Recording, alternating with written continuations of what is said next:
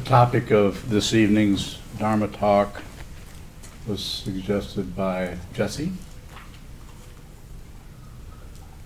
Kind of. So the idea is soft or pure or purified emotion, emotion that is not particularly distressed or contaminated. Good topic.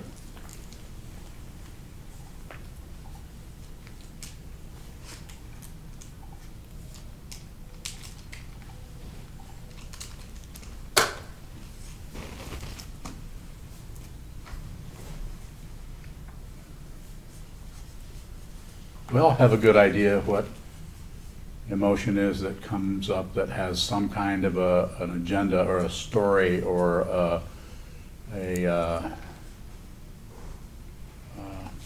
disturbance going on. There could be aggression in there. There's usually ignorance of some kind or many kinds showing up there also, where we're not really clear on what is even going on, why we're even feeling this way. Quite often we have emotions that we know it hurts, we know it doesn't feel good, but we don't know where it's coming from. And so rather than just observe what is arising. Emotion arising in you is no different. I'm not saying there aren't differences. Fundamentally no different than the sound of a bird outside. It's just something arising in this particular continuum we call now. When you take some kind of personal ownership of things, you confuse the situation. You could say you spoil it. You fill it full of things that are unnecessary that come out of your self-centeredness. This is why it's so important that as things arise for you in your meditation, in your post-meditation, in your everyday life, that you don't disturb it. This is why you have heard me say over and over for years, if you've been coming here for years, don't do anything unless you have to.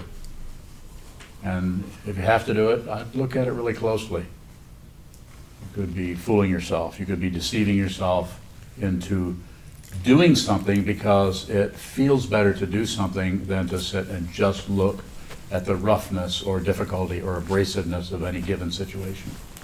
This is all over our so-called public situation now. People want to do something about it. Interesting thing about that is the volcano went off a long time ago, and we've been getting the stuff. What does that come out of a volcano? Ash. Yeah. We've been getting that all over us for a long time, and we're just now noticing it. And we look up and say, somebody's got to do something about that volcano. I know, not a very good hint. But it's like that. It's like, this has been going on for a long time. Difficulty.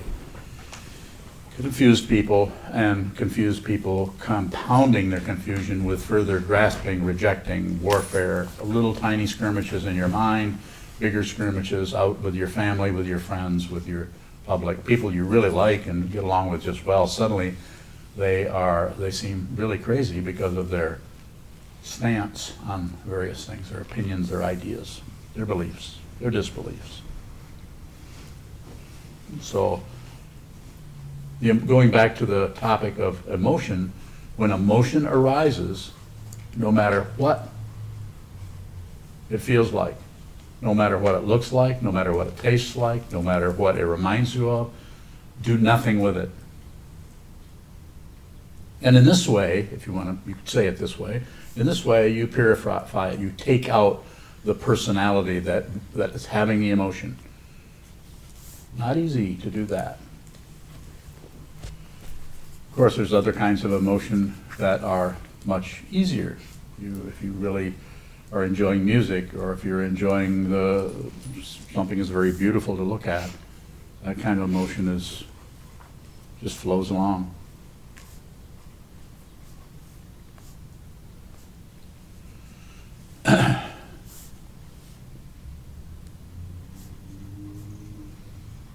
But in order to actually clarify or purify any kind of thing that's arising in terms of passion, aggression, ignorance, passion or emotion, grasping, rejecting anything that's going on like that, some kind of agenda, some kind of story about, oh, this shouldn't be happening.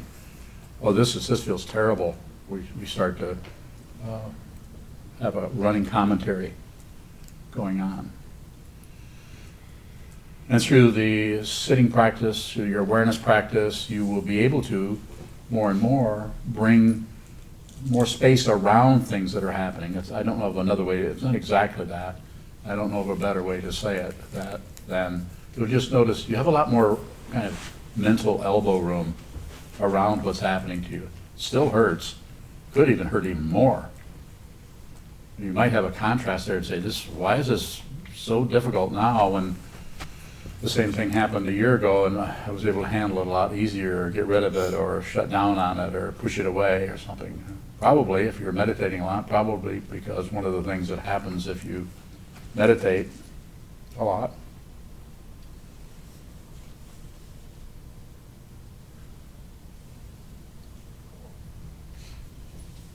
is you just naturally will stop meddling with things that arise. You'll be more curious about what's arising. Less threatened, less fearful, maybe a little bit of fear, but not like it was, but yet maybe more pain or more suffering or more discomfort or more abrasiveness. And then of course, or maybe not of course, but possibly your mind might jump into some kind of what's sometimes called searching.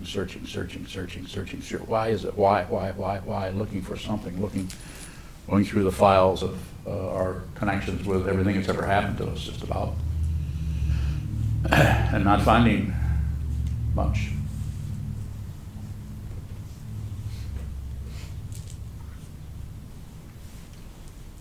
Sometimes people confuse love with emotion. And we're not saying that there isn't some quality going on there. There could be a lot of affection, a lot of emotional affection for another person, for our child, for our dog, for our country, for our girlfriend, boyfriend, mother, father, and so on. Could be a lot, but the fundamental situation is probably without too much of an agenda around it.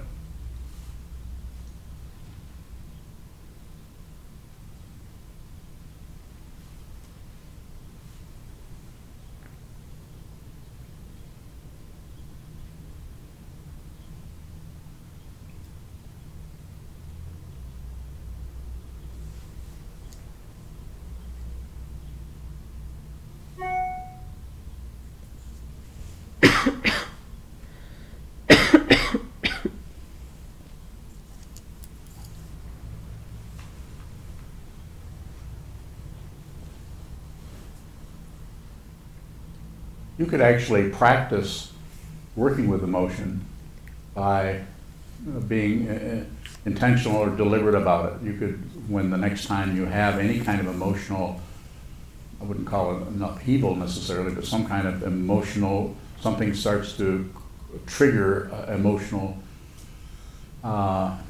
what we commonly refer to as emotion coming up. You could bring your awareness to that and look at it with some curiosity.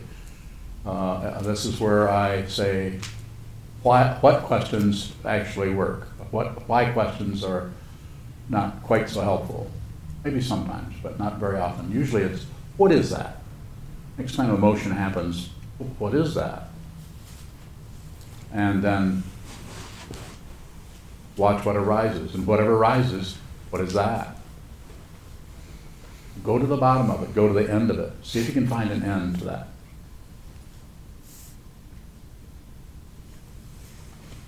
When something arises that feels difficult or challenging, if you do anything with it, if you try to shut it down, you're just muddying the waters. If you try to explain it or justify it or blame someone, or blame yourself, or blame a situation, even if the situation is actually true. Even if someone did steal your hubcaps, but they don't have hubcaps anymore, do they? They do? Okay. All right. And somebody stole your hubcaps. And you know, you could actually take that as an opportunity to see what that feels like to have something that you were owned, have it start to go another direction, rather than actually look at it as stealing, or you've been robbed. And at the same time you do that, you can also stay with just the conventional understanding that you've been robbed. I'm not saying you should have some kind of high and mighty feeling where nothing ever bothers me, I never am robbed. I'm not talking about that. I'm saying you could do a little of each. You could actually have that feeling, and then you could also spend a little bit of time, 3 minutes, looking at what that feels like. What is ownership? And you could look at the emotion that comes up around that trigger of having been offended in some way. And you could purify that, you could clarify that by doing nothing with it. Even though someone triggered this emotion, this is what it means when the teachings say, be grateful to everyone. That everyone has been your mother. That's another way of saying in the Buddha Dharma. Be grateful to everyone. Anyone that does anything to you, plus, minus, neutral, no matter what, they're bringing you towards the Dharma. They're bringing you into the dynamic where you can actually see your mind. You can see how you're attached to and are encumbered by your fixation on samsara, or this world of cause and effect, of gain and loss. The 8 worldly dharmas: praise and blame, success and failure, flies and no flies.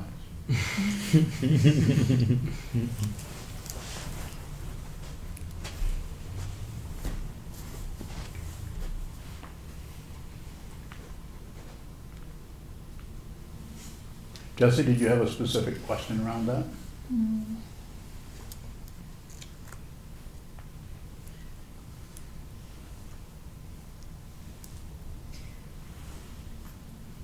Not anymore. Not anymore? Not anymore. Not any? I'll get one. Okay.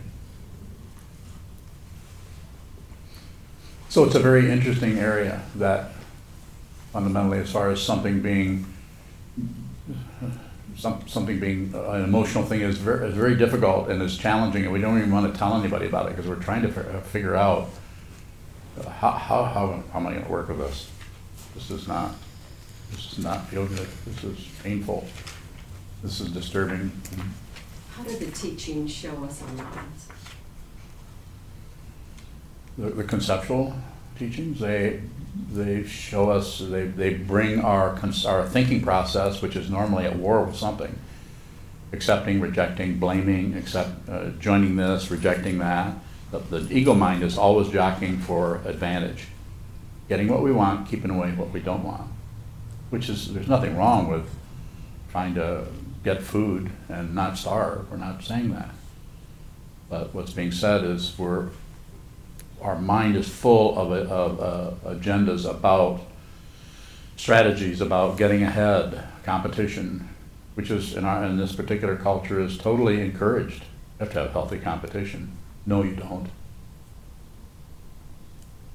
You don't. You could actually play sports without there being particular competition happening. It would be quite a thing, but it could happen. Sometimes when it goes the other way, we have things like sometimes some areas soccer gets so difficult, people die playing soccer.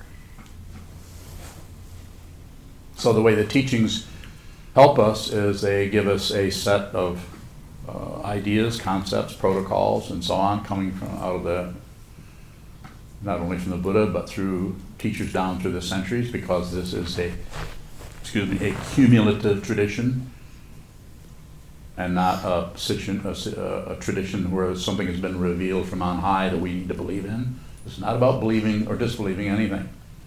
I cannot emphasize that enough. Or maybe I can. Maybe that was just a perfect amount. But belief, disbelief, it's true, it's not true. People get caught in that situation and actually miss the actual factual situation altogether because they're looking to not be wrong. Well, people are concerned about that. So the way the Buddha Dharma or awakened truth supplies us with techniques or modalities or methods is to, first of all, say everything is dependently arisen. That's a big one right there. Spend the next 3 or 4 years contemplating that. You don't have to study anything else. Might help if you did, but you could actually look at dependent origination. This means that everything that looks like something that's a separate thing is dependent on everything else. I've said this so many times that I just get bored every time I start saying it.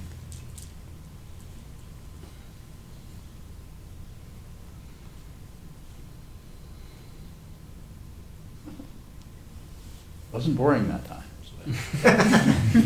But So, is there a way to practice in real time? we're doing it. So you get, an emotion arises, you get triggered, and how can you look at what is arising as teaching? Just don't do anything with it, but observe it. Something arises, negative feelings that could be triggered by something someone did, or maybe you don't really even know what the trigger was.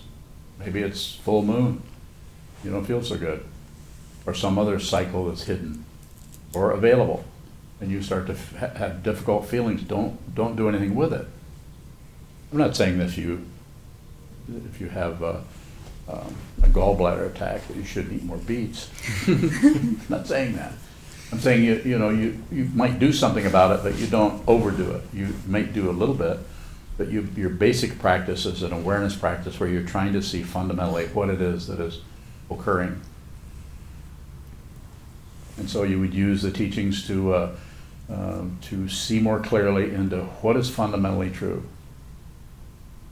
and which is the Four Noble Truths, the Eightfold Path, the 12 links in the chain of existence, the 6 realms, and all the other concepts that help show us a way of working with our basically ego-based mind, or the 7th consciousness. The Yogacara tradition calls the ego mind or klesha mind, so that we can see more clearly how this whole thing works. And then the idea is to stretch, the way of saying it, strengthen the seeing or the witnessing part, that which just sees something move, come into view and out of view. Thoughts come up and they go down. Do nothing with them. Don't push on them. Don't accept them. Don't reject them, and so on. There are some teachings where the teaching is trying to get you to be a good meditator, or trying to increase your awareness, and based on certain techniques and protocols. There are lots of teachers out there who think there's a certain way of doing this, or you need to do this, you need to do that. But this is very disrespectful to all the people who don't need to do that. The way I know what people need to do is they tell me. If somebody sits down in front of me, presents their situation to me, I see what they need, because they're there and they're telling me. Maybe not in words, but in everything. Their body language, their tone of voice. There's so many different ways to tune into other people, so-called other people. So many different ways to do that. And then maybe one person does need to spend more time jogging, or maybe maybe their primary practice needs to be yoga. That's possible. Someone came to me and said that to me, and they've been sitting on a cushion for several weeks or several months, and were to come with that, then I would probably say you probably should include that.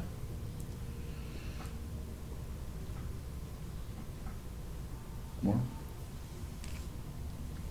Since you. How does body language communicate when you're not interpreting? So it's not so much that you're not interpreting, it's this that you're not actively, you're not actually looking for something. You're not actually looking at something and then leaving what is happening for the concept about it. This is what, when someone watches body language, see someone do this, they might go immediately to, well, this person is closing down, they're not open. Another person is sitting like this, well, they're more open. If someone is sitting like this, they're Hindu. Not funny.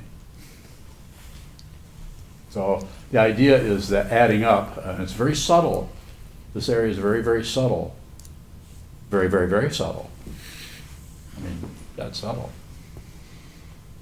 So what would happen, I'll give you an example, so rather than continue to chatter about it. You already know this, you're a counselor, so you already know what I'm about to tell you.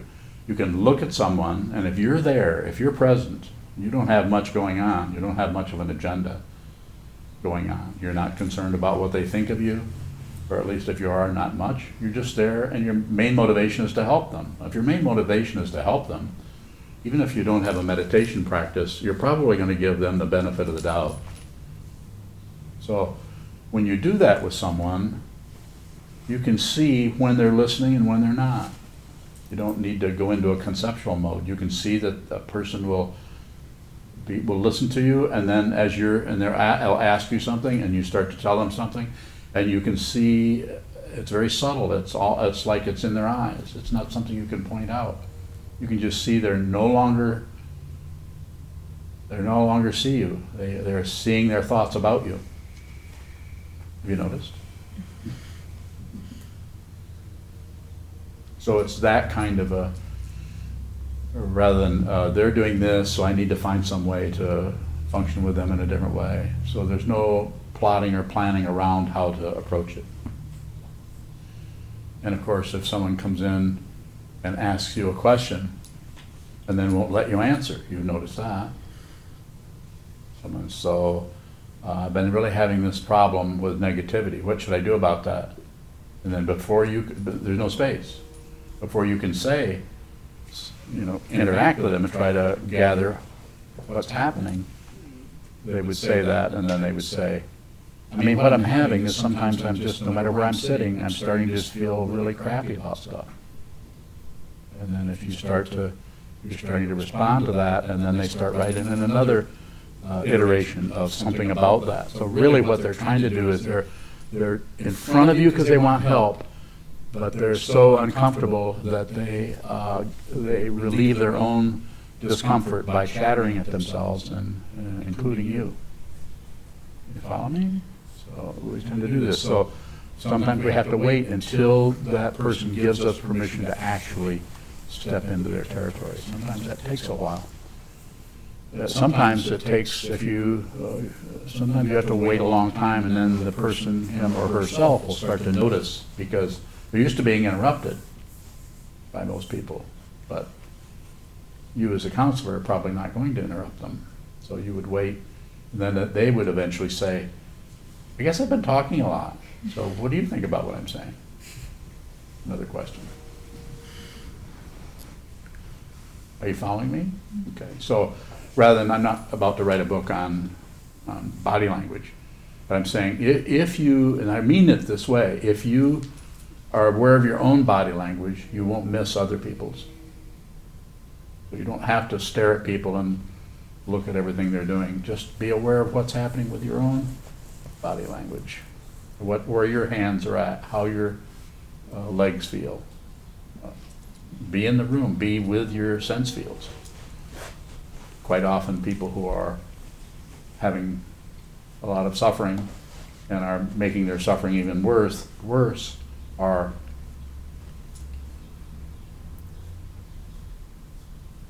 avoiding how they feel and going into their thought process because it feels less painful, at least at that particular time. More? Jesse? How come I can't quite figure out what it is that an emotion is sticking to when it happens? Yeah.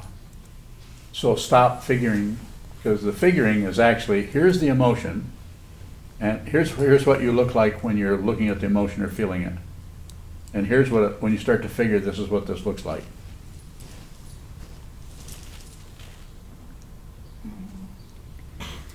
You know, I'm not, no, wait, let me finish. Let me. So what I'm saying is you haven't stopped feeling it, but you've stopped actually giving all of your attention to that feeling, and you've opted for some internal ideas about where it's coming from, who did it, why it's happening, what's the last time it happened, how long is this going to last, how could I stop this, is there some way to know what's causing this? So, and the actual observing or witnessing or feeling the emotion will not translate into understanding. If it starts to translate into some kind of your idea of understanding, then we tend to abandon the very thing we're trying to understand. It's called ignorance. The difficult thing about ignorance is we don't know we're doing it. People are doing it all the time. We don't know it. But the way you can work with that is sit a lot so that you don't miss much. You miss less and less and less. And sometimes this feels more and more and more disappointing because you start to see more and more and more what you've been avoiding about who you are. This is not for everyone to do. More? I'm thinking about the times when I'm experiencing emotion and it's strong. Yes. And there's a physical response. There seems to be a physical component to emotions, wherever that may be. I'm not coming necessarily, not every time am I coming up with stories, but it's still happening. It's still being perceived. Yes. What's the question? First one. Why is it? Why does it still render me helpless if I'm not coming up with stories and ideas and Because judgments? it's not. It's like I'm observing the river. Why hasn't it come to an end? So it's. We have assumptions about how the duration of things and what things are. So you have to actually come at it with an I don't know mind, sometimes called an open mind. Come and just don't know, and have a willingness to not know forever. That's a big thing for any human being to do, in your own heart mind, to have a particular area of your difficulty with your mind or with your identity or how you feel about yourself, and just have a willingness to never understand that. Other people will tell you, well, you have to be persistent, you have to go after it. And what I think you have to be persistent at is sit down and sharpen the mind, sharpen the awareness. That's what has to be we have to be persistent with, rather than some kind of activity of burrowing down into something. So that emotion could slow down, it could speed up, it could turn this way, it could turn that way, it could suddenly start to explain itself somehow. Some kind of stories could suddenly appear on that, or not. Cause and effect is so very complicated. It's like the story when someone asked, I don't know if it was the Buddha, but asked some great teacher about the nature of the world, the nature of the universe. And it says, well, how does this all happen? Where does this all come from? It says, well, the earth is sitting on a big turtle. And then they said, it probably looks something like this. Okay, so what's under the turtle? And the teacher said, oh, it's turtles all the way down.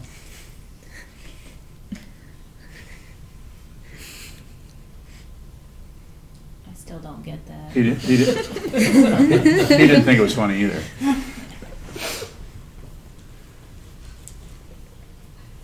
Basically, what that is addressing is you cannot do this with relative truth. This is the trap is the relative truth.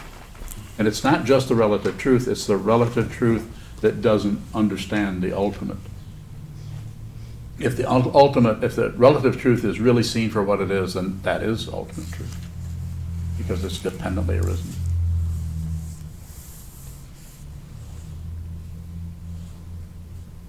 What is you said emotions are no different than the sound of a bird. We have these sensory organs for the sound of the bird. What is the organ for emotions? Consciousness, mental, the whole aspect of consciousness that is the sixth, seventh, and eighth, where sounds occur, is a particular aspect or part of consciousness, where taste appears, where feelings, everything that's happening there's a somewhat of a division. There's somewhat of a discrete quality. It doesn't look like that the smelling consciousness can think. Probably not. But the thinking consciousness thinks it can smell.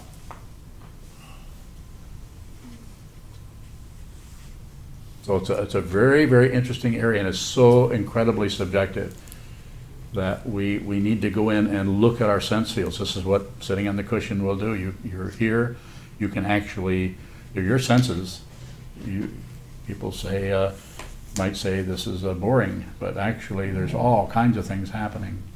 All kinds of things are moving in the mind and in the sense fields.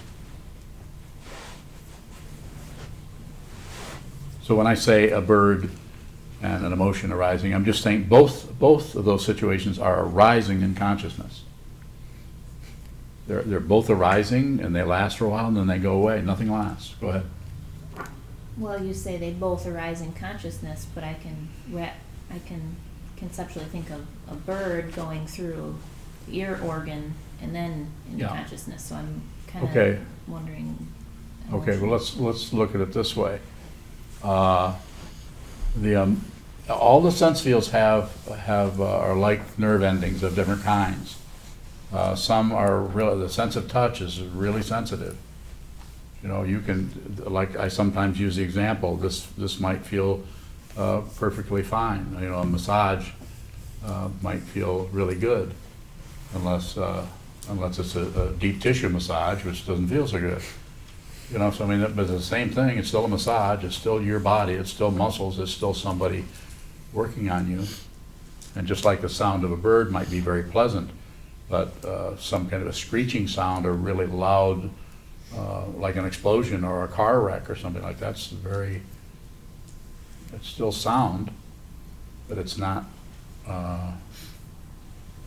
soft or delicate or entertaining. It hurts. The same thing is happening in the mind. Very similar thing is happening in the mind, in the consciousness. The thoughts, emotions are arising.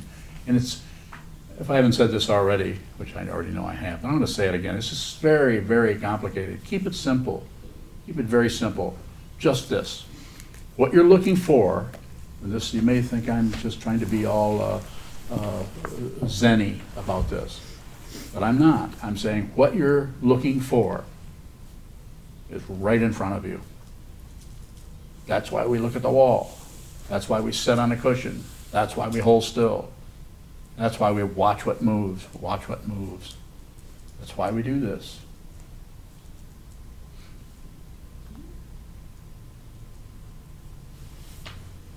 And of course, when I say what's in front of you, you may have to look at that for a while to see that you're not really seeing what's in front of you. You're seeing what you think is in front of you. It's called a projection. It's just like someone walks in here that you've never met before, and you'll immediately have thoughts about them. Opinions, ideas. If they're heavy set, there'll be that kind. If they have a Middle Eastern look, there'll be those kind of thoughts. You know, if they're 12 years old, you'll have those kind of thoughts.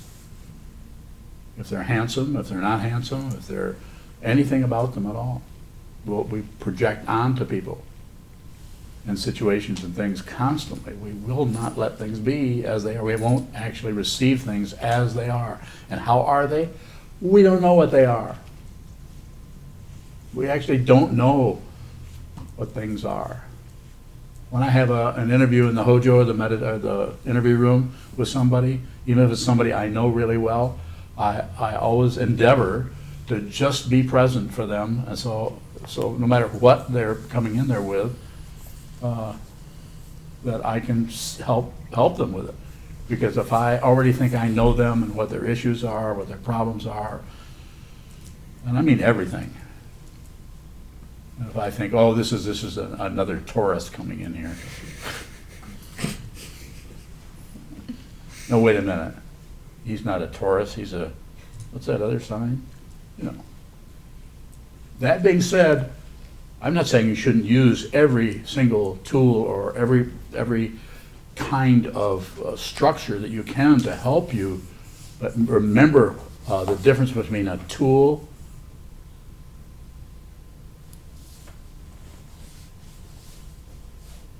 What am I going to say next? A rule. Or a fool, which rhymes with rule.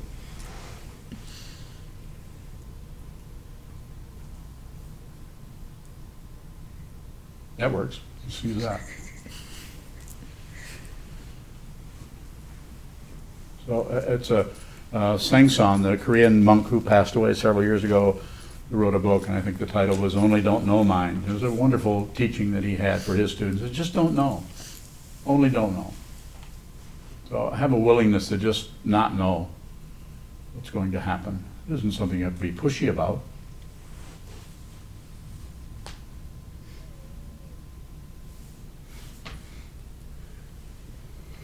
Come on, give me some hard questions. Yes.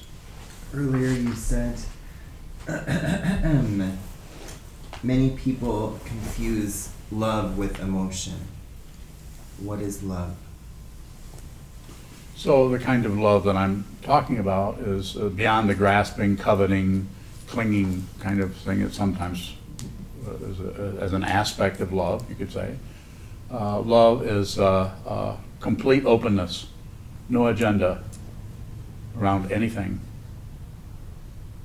And the ultimate nature, probably of all the religions, the only one that really expresses it well is the Tao. Just the watercourse way. Well, whatever water's doing, do that.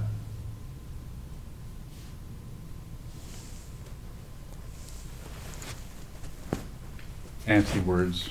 There's fancy words for that, but it's karuna, agape, and so on. But it probably isn't anything at all. It's just not interfering with anything. No agenda about anything, no promotion of anything. This doesn't mean that on the path we aren't working on the path of trying to take refuge in the Buddha as the example of someone who was saying, refuge in the Dharma is the truth that he taught, that everything's dependently arisen, and refuge in this community of people who are trying to find out, figure out, use the word figure if you want, how to stop suffering. This is painful. We all know this. Every day, even a person who's in pretty good shape is going, there's some kind of element of distress going on, coming and going. If it can find a self, it tends to get perpetuated. If it can't find a self, then it doesn't know where to get fuel from. And it can't actually find fuel. As long as you're in this relative world, this imaginary place that we call time and space.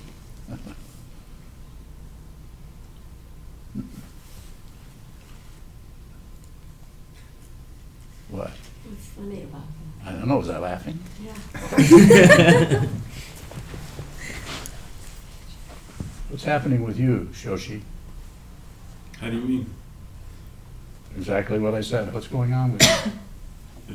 At this very moment? Yeah, what's going on with you? You're not doing your deeds, are you? No, I Good. put those away. I Glad. was told. Yeah, good. Yeah. It's good to follow directions when you have a teacher and you receive jukai. Thank you. Thank you. You okay? Yeah. All right. Yeah.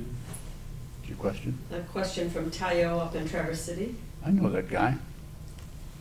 He asks, what does doing nothing do to karma? Well, I think the beginning part of it is seeing how this is hard to do, doing nothing. I got to do something. So when we try to do nothing, the awareness starts to look at all the things that we're doing that we really never even noticed before. Like I'm using my hands to gesture as I talk. Can I talk without using my hands? Yeah.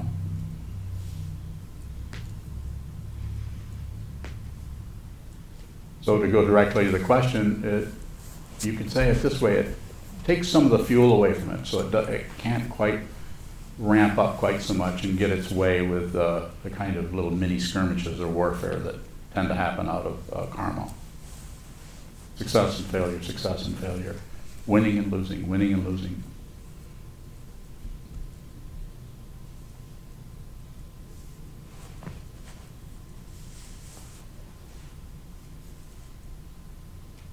You have a question for me? You've said before that even having a like even wanting an emotion to go away is a thought. You know, even if there's no story, that's still a thought that is fueling the emotion. What is the difference between that and the preference of not feeling bad?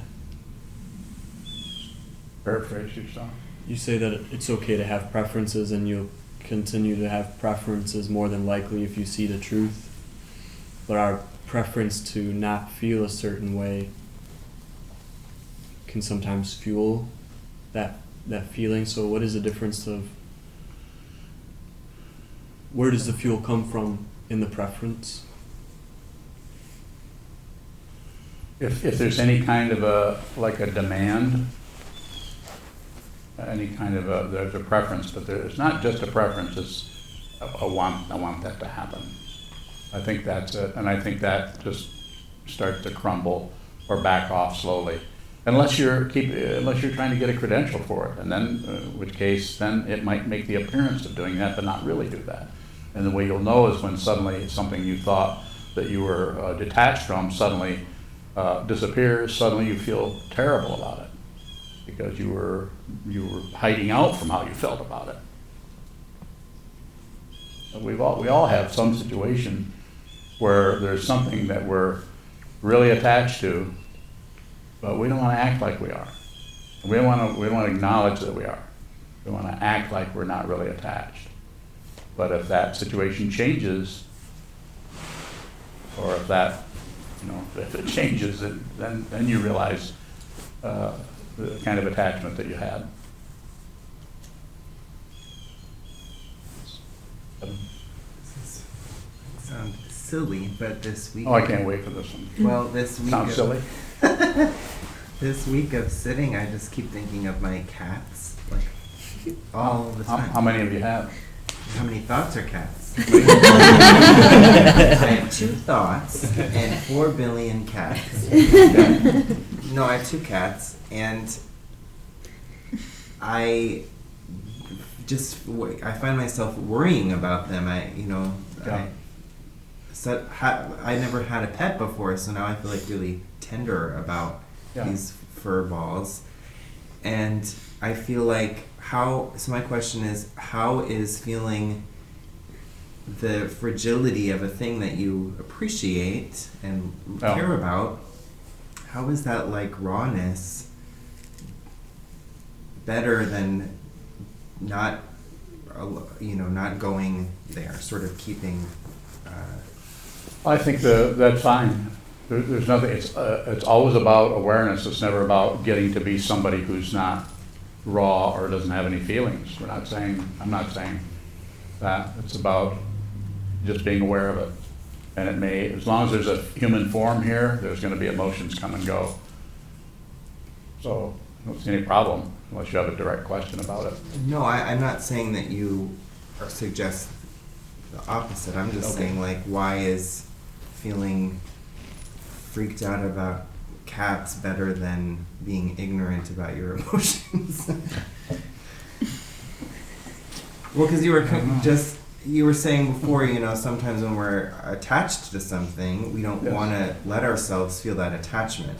Yeah. And then we lose the thing and freak out. Yeah. But if you're... It doesn't apply to cats. No. I guess I'm just saying, that it seems like this path is one of being more and more open and more raw. Yeah. And I guess the rawness seems to be associated with the eventual loss of these things that I particularly like. Probably is. And so I can see why that makes you appreciate them more. Yes. But if it all seems painful all the way along, why not be less affected by the rawness? I don't think you can do that, can you? Can you just I think I'm going to be less affected by the rawness. That's not something you can kind of do. No, but I feel like I could kid myself into doing it before I sat. Why don't you do that? Huh? Why don't you do that? I can't anymore. I got broken. Yeah.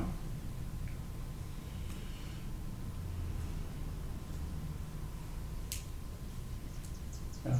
Yes. 2 questions from Patrick in Seattle. Yes. He asks, who, what, where is awareness? And secondly, what is its relationship to mind? Who? What What? and where? Why? This is frightening. I think someone's finally asked me something I can't answer. What is it again? Wait. Who, Who? Got it. what, What? where Okay, wait. Okay, first one. is awareness? Wait. Let's do the first one first. Who, what, where? Is Who is awareness? Nobody. Nobody's aware. What is awareness? Space. Thank you. Where is awareness? Everywhere. And then what is its, That done. Huh? what is its relationship to mind? It is mind. We're using, and of course, what we're doing, we have a whole lot of concepts that point to this and point to that, but it's basically, we don't know, what are we going to call this? I mean, have you ever noticed how it's kind of amazing that there is such a thing as mind? Is there such a thing as mind? We go to sleep and the whole incredible panorama opens up of totally not this world at all. And you sometimes, I don't know if you have them, but sometimes we have dreams where we're dreaming that we're somebody else. We're another person, another lifetime, doing another thing, living another life. Just an astonishing situation. Then we awake and then we, it's almost like without breaking stride, we just step right back into this life. Ho hum, go into the bathroom and brush our nose.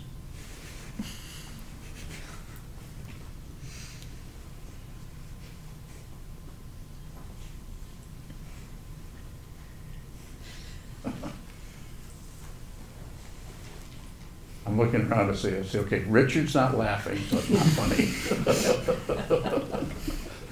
I was napping.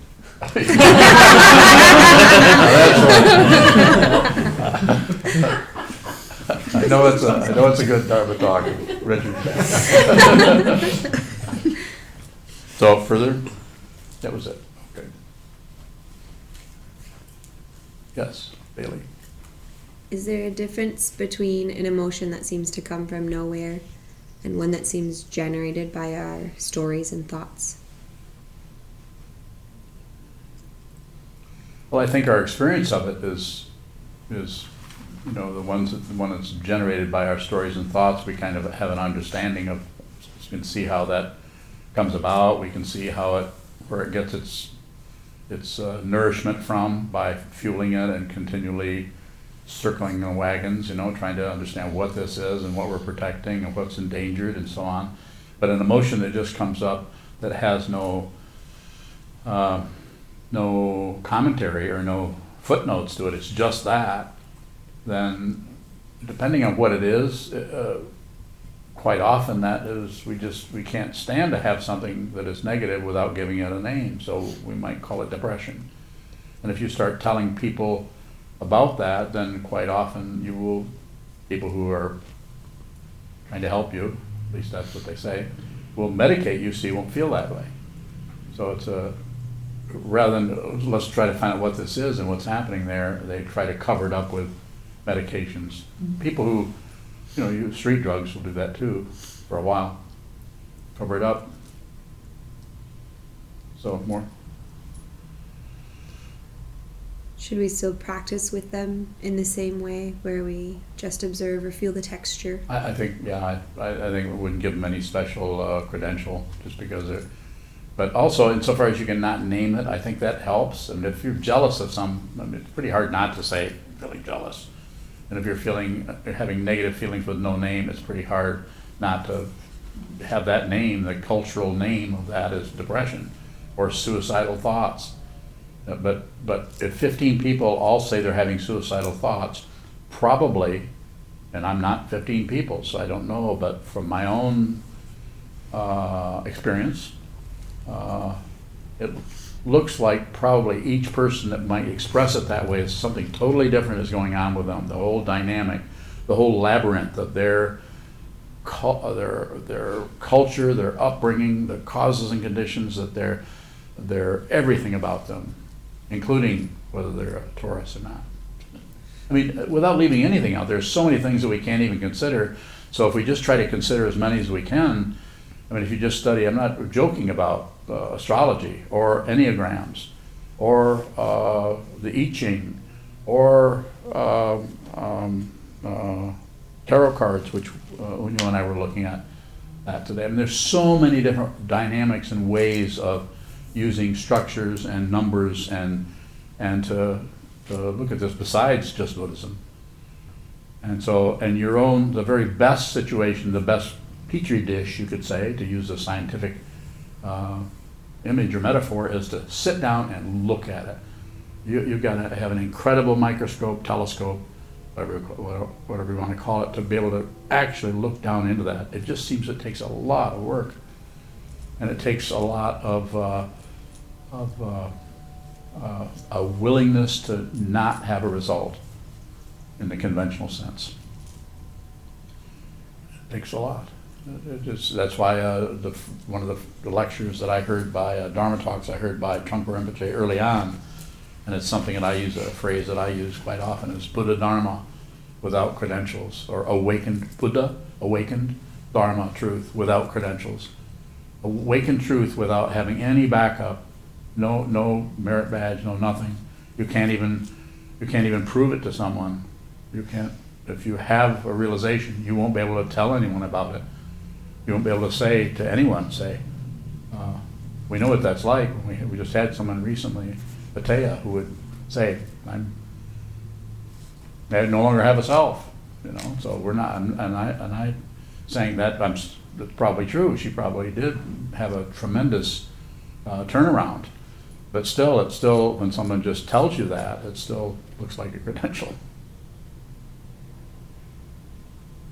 And if you tell someone like that, if you tell someone you're awake, then you have work to do. Because what you're doing, you're separating that from yourself from everyone else. And I don't feel any more awake than anyone else here. And that's not false humility at all. I couldn't do this if I felt, and if as arrogant as I am, I'm not kidding there either. If I thought I was different from you, I wouldn't be able to do that. You wouldn't come here.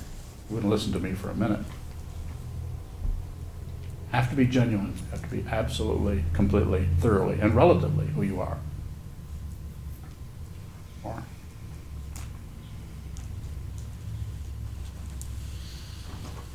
Anyone else? Questions? Very good. Thank you so much.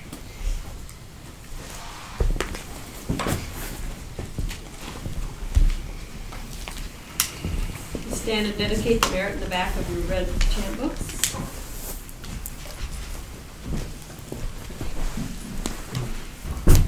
I'd also like to remind everybody about our donation boxes in the hallway. And also, you can donate online. If you value these teachings, please support us. Thank you.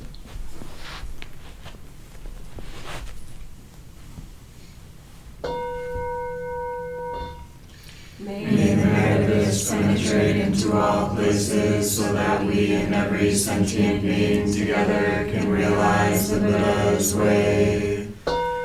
Jio San Shi Shihu Shizon Musa Mokosa Moko Jaboromi. The 10 directions, the 3 worlds, all Buddhas, all venerable ones, Bodhisattvas, Mahasattvas, the great Prajna Paramita.